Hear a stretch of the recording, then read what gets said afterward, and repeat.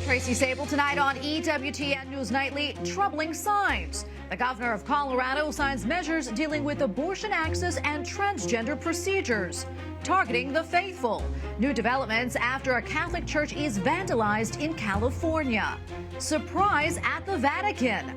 A closer look at the recent resignation of one of the members of the Holy See's Commission on Protecting Minors. And looking to heaven. How a 14-year-old boy became a patron saint for those facing Christian persecution. These stories and more tonight. From EWTN, the Global Catholic Network, this is EWTN News Nightly. Thank you for being with us. Our top story tonight, the Biden administration pushes back against any effort to restrict abortion drugs. The president, vice president, and press secretary all made comments supporting abortion over the weekend, but pro-life groups are standing up against them to defend the unborn babies. White House correspondent Owen Jensen begins our team coverage tonight. Owen? Tracy, good evening to you. Tonight, the Biden administration continues to make abortion a key talking point. In fact, tomorrow, Vice President Kamala Harris is pushing the issue again, this time at an event in Reno, Nevada. This as the pro-life battle to protect unborn babies from the drug mifepristone continues in the courts.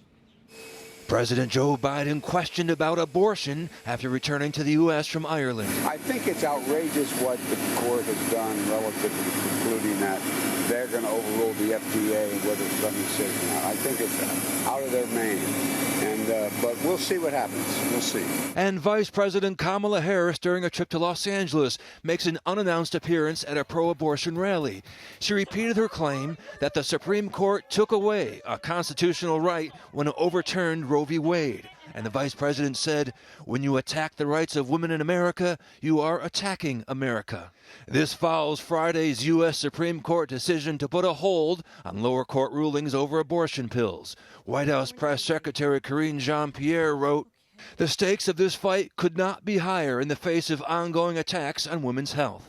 But pro-life groups like Concerned Women for America write the FDA is not following its own standards and needs to answer for their reckless disregard for the women who take this drug. And Americans United for Life simply adds, abolishing abortion saves lives. Meanwhile, at the New York Stock Exchange, House Speaker Kevin McCarthy vowing to pass legislation to raise the nation's debt ceiling, but on condition of capping future federal spending at 1%. Without exaggeration, American debt is a ticking time bomb that will detonate unless we take serious, responsible action. The White House responded, saying the speaker is engaging in dangerous economic hostage-taking.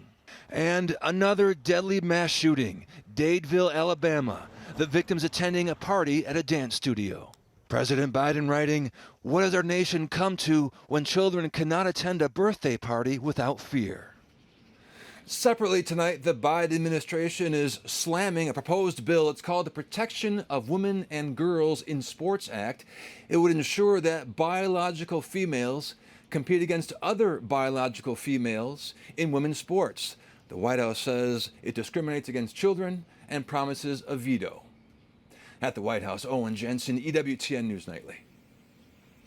President Biden and Vice President Kamala Harris aren't the only ones reacting to the upcoming decision from the U.S. Supreme Court about abortion pills. Lawmakers on Capitol Hill say it is the most significant abortion-related dispute since Roe v. Wade was overturned last summer. Capitol Hill correspondent Eric Rosales joins us now with more. Eric? Well, good evening, Tracy. While the justices of the U.S. Supreme Court consider a lower court's ruling that would place restrictions on abortion on the abortion drug, lawmakers up here on Capitol Hill, well, they're voicing their opinions as the rallies continued over the weekend. Are we going to back down? Numerous abortion right rallies were held over the weekend, including in Washington, D.C., on the steps of the U.S. Supreme Court. Extreme anti-abortion judges are attempting to steal our bodily autonomy. These protests come days after a Texas judge suspended the FDA's decades-old approval of the abortion pill mifepristone. Republican Congressman Chris Smith, who is the co-chair of the Congressional Pro-Life Caucus, tells me he hopes the justices will side with protecting the lives of the unborn, something he says we haven't seen from Catholic President Joe Biden. We do have an abortion president in Biden who will not sign any pro-life legislation. Matter of fact, just the opposite. He's doing more by executive order than almost anybody ever has, and I think that's shameful. Supreme Court Justice Samuel Alito is extending a lower court's hold on the ruling at least until Wednesday night to allow the justices to fully examine the issue. The FDA has been the only authority in the U.S. to regulate drugs since the start of the 20th century to make sure they're safe. While most Republicans are against any abortions, even in the case of rape and incest, this weekend, Republican South Carolina Congresswoman Nancy Mace criticized her fellow Republicans, saying the party is, quote, tone deaf on abortion. She is calling on Republicans to, quote, move more to the center, especially, quote, when it comes to rape and incest and protecting the life of the mother. Other Republicans say that's giving in to the Democrats' agenda, which its House leader says is united. As Democrats, we believe in a woman's freedom to make her own reproductive health care decisions. Period. Full stop. Some state governors, like in Maryland and California, well, they're taking steps to stockpile the abortion drug. The U.S. Conference of Catholic Bishops is calling for an open end to the distribution of these pills. Tracy? Well, Eric, switching gears, we know that California Democrat Senator Dianne Feinstein, well, she is battling shingles and may not return to the Capitol. And now I understand there is a fight over her committee seat. Tell us more about that. Yeah, you know what, there certainly is, especially for her powerful Senate Judiciary Committee seat. Typically, committee seats are usually approved unanimously through unanimous consent at the start of each Congress, but this is a bit different. Now, Senate Majority Leader Chuck Schumer was in the works of trying to introduce a bill to get a replacement for her to that committee without any Republican support. But we've just heard from Senator Schumer. He told us today, just a few minutes ago, that he did speak with the California senator, and she is expected to be back possibly days or maybe about a week away. We'll have to wait and see. Tracy? All right. Thank you so much, Eric. And for more now, we go to Mike Davis, founder and president of the Article 3 Project and former chief counsel for nominations for the U.S. Senate Committee on the Judiciary. Mike, great to see you as always. A lot to unpack here, but first, I want to get your thoughts on what we just heard from Eric about the push to possibly replace Senator Dianne Feinstein, a Democrat from California. What do you make of all this, and how do you think this is going to play out? I think it's going to play out that Senator Feinstein is going to return to work in a week or so, and I don't understand why the Democrats think that they need to break the Senate rules to put another Democrat on the committee. There's no chance the Democrats would allow Republicans to do this, so why should Republicans make it easier for President Biden to appoint radical judicial nominees faster than he's already doing? Mike, I want to switch gears now. I want to talk about the Supreme Court, specifically Justice Clarence Thomas, a Catholic. He's been in the news recently in part because of a real estate deal and his friendship with the billionaire real estate developer. What more can you tell us about this and the issue?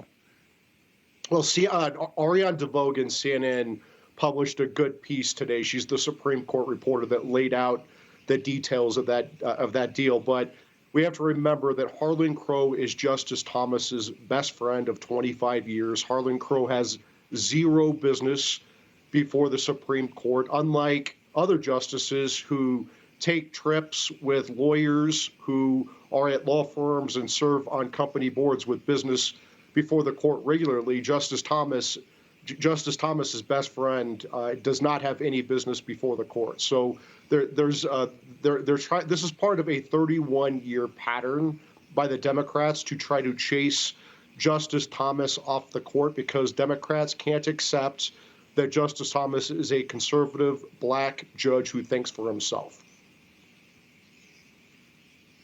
Yeah, something else happening today.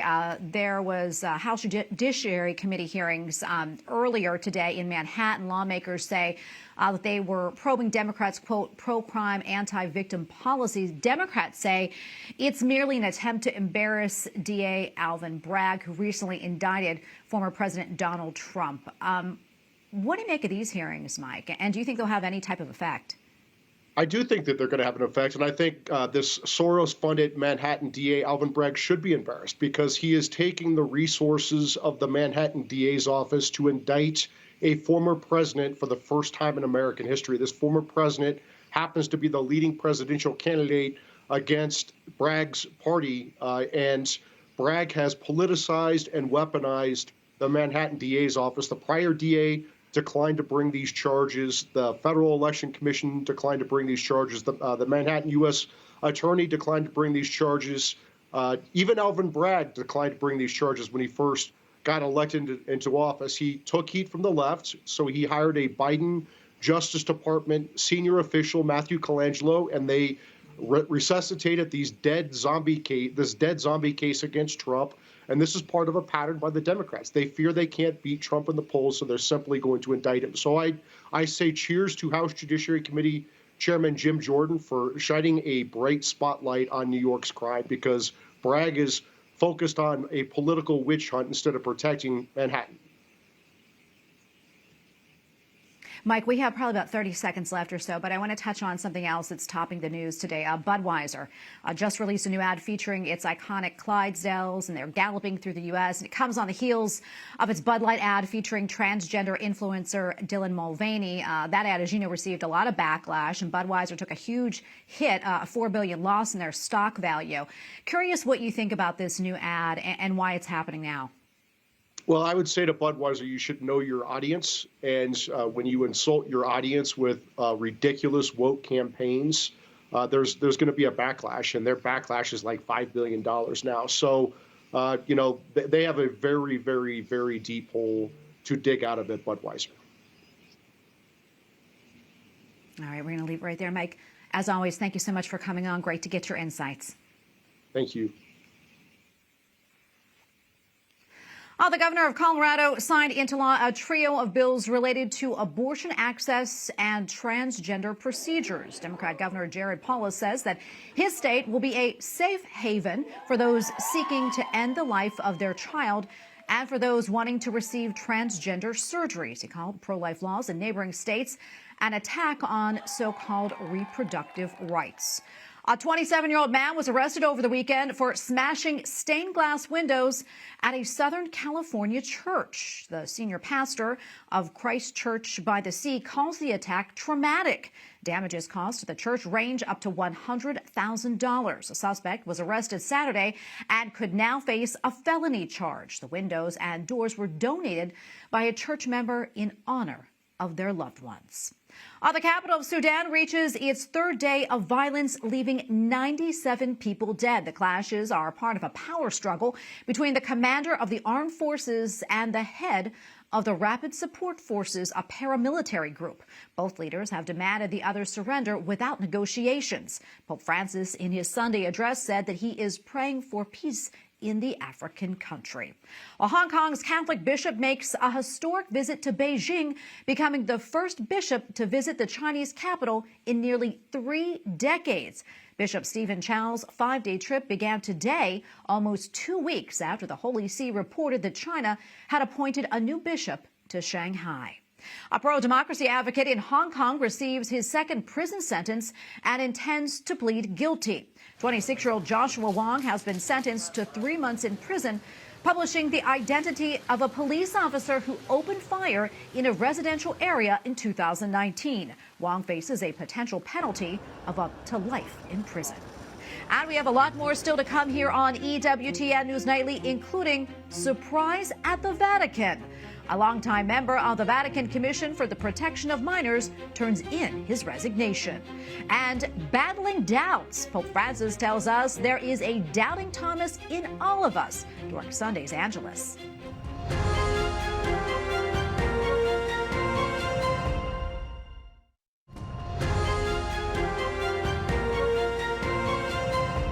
Former Cardinal Theodore McCarrick is facing new criminal charges tonight. The 92-year-old has been charged with fourth-degree sexual assault in Wisconsin. The alleged incident took place in 1977. McCarrick already is facing criminal charges in Massachusetts for sexual abuse of a minor. He denies the accusation. New developments tonight in the resignation of one of the members of the Vatican's Commission to protect minors. Father Zollner held a news conference today, not long after his recent resignation.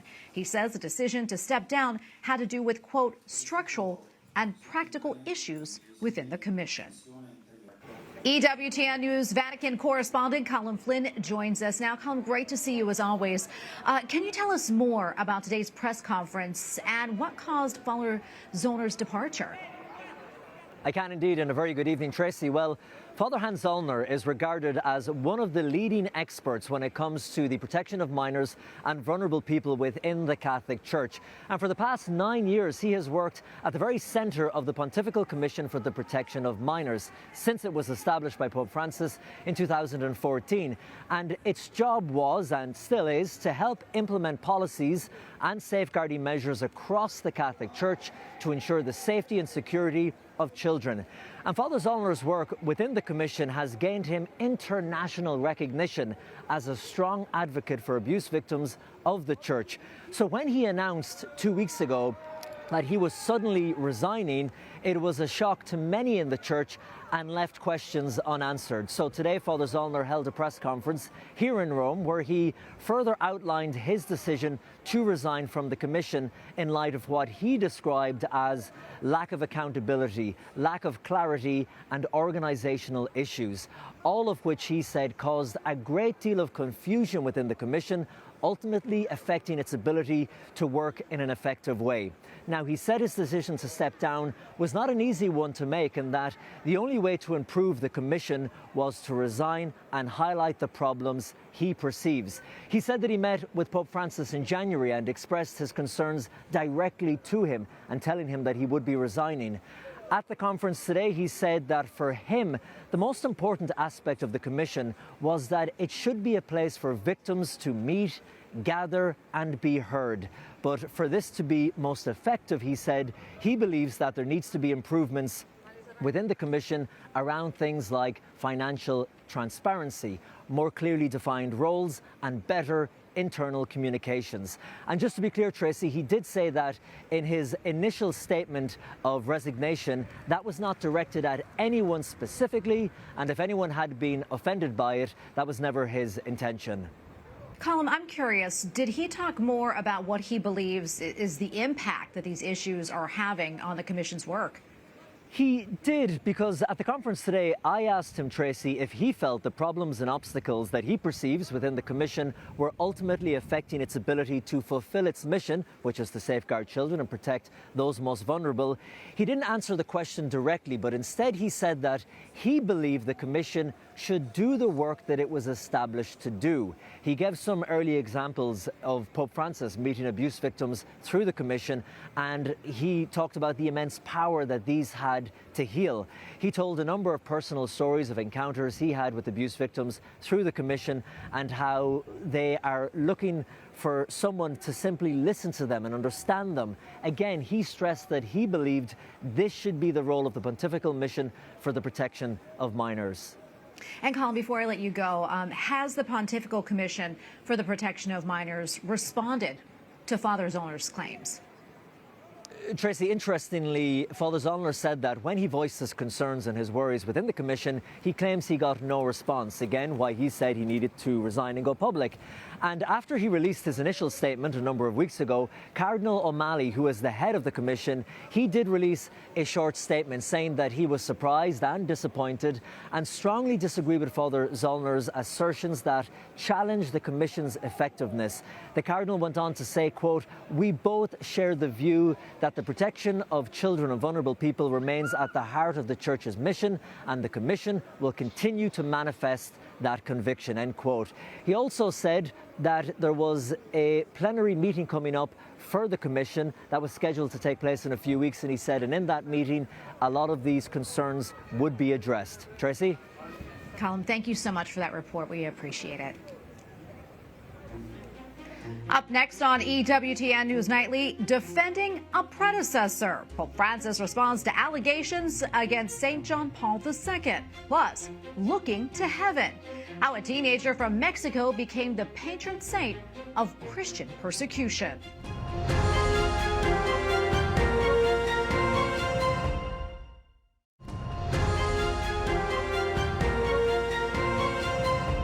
Pope Francis calls a recent allegation against St. John Paul II, quote, unfounded and offensive.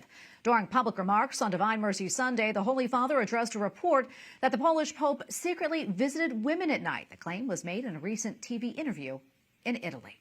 Pope Francis says the gospel story of doubting Thomas can represent us all at times.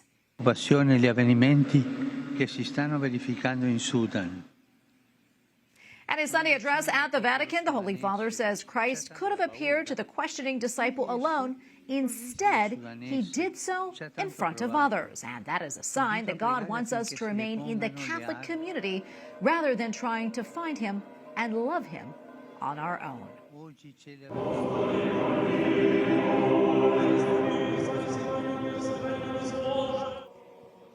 Orthodox faithful around the world celebrated Easter over the weekend. The largest denomination is in Russia, where services and processions were held across the country.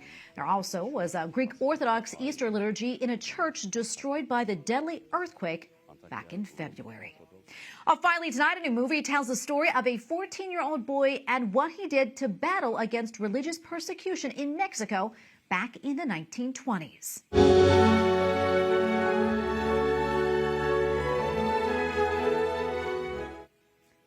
Mirando Al Cielo is by Fathom Events and tells of one of the many beautiful faith-based stories from Mexico. This one is about Jose Sanchez del Rio and the Cristero army that battled for the faith against government forces.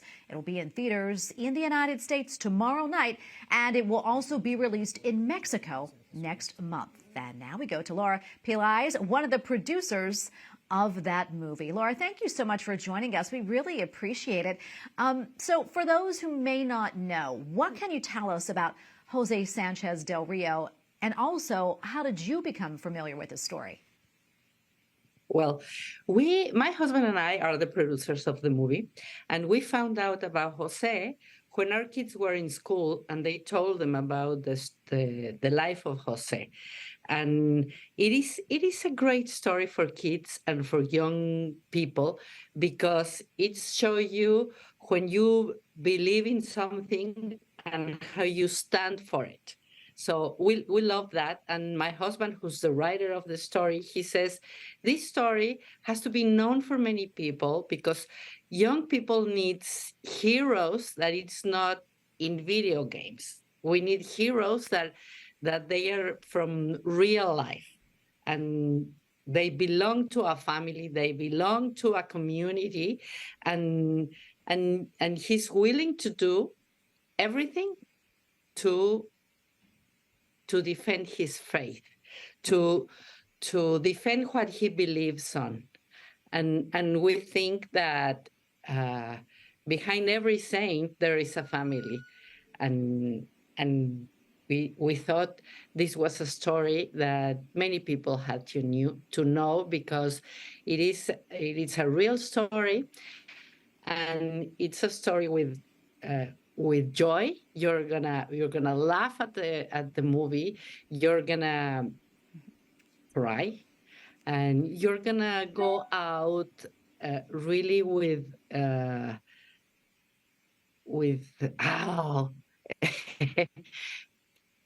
willing to do a lot of things. We have had reactions from youth that surprise us, because a boy once said, "I love the dialogue," and I never thought that a 19-year-old would and when we will come out with that. And another girl said, "This movie changed my life." So this is a story that we think not just young, but all the family should see. Yeah, it sounds so inspiring. Tell us why you decided to make this movie now. I'm sorry? couldn't hear you. Laura, why did you decide to make this movie now? Because we think we live in a moment that is very close. At that time, government closed churches and expelled priests, and the people came out. It was not a church's army. It was the people who came out to defend his faith. But I think in these moments we have persecution too, in different way. We're not called to give our lives, at least in the countries we are. We're not called to live, to give our lives, but we are called to defend what we believe. Sometimes we don't have the strength to say, yes, I am. Yes, I believe in Christ. Yes, I am in Christ's army in these days. So we thought this was a good time to have this story. So much more we could talk about the movie, but we're almost out of time. Laura, quickly, if people would like to see the movie, and I know they do, where can they go for more information? When can they see it? Yeah, they can go to Fathom events, but I think the easiest is go to the page Mirando Al Cielo.mx. And the first thing you see in the web page, it is April 18. Click here. So you click there, and it says buy tickets. Then you put your city, and they will tell you the closest theater you have. So it would be in mirandoalcielo.mx. Laura, thank you so much for talking with us about this movie. So exciting. Good luck with it, and God bless you. Thank you very much. I hope you enjoy it. I assure you, you're going to laugh and you're going to cry, but you will get out happy. You will get out of the movies real happy and with a lot of things in your heart. That is just what we need. Thank you so much, Laura. God bless again. And we thank you for watching tonight. Remember, you can follow us on social media, Facebook, Twitter, and Instagram at EWTN News Nightly. I'm Tracy Sable. Good night, and God bless.